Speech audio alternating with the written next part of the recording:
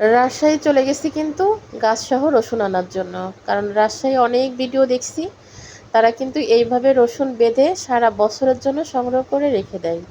কেমন লাগতেছে বলেন তো দেখে।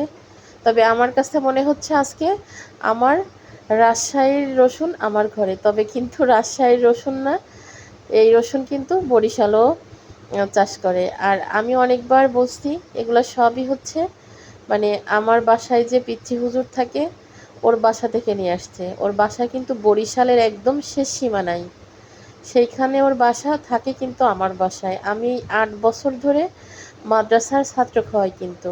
তো কেউ ২ বছর থাকে, কেউ ১ বছর থাকে, কেউ ৬ মাস থাকে। আলহামদুলিল্লাহ বলবেন সবাই।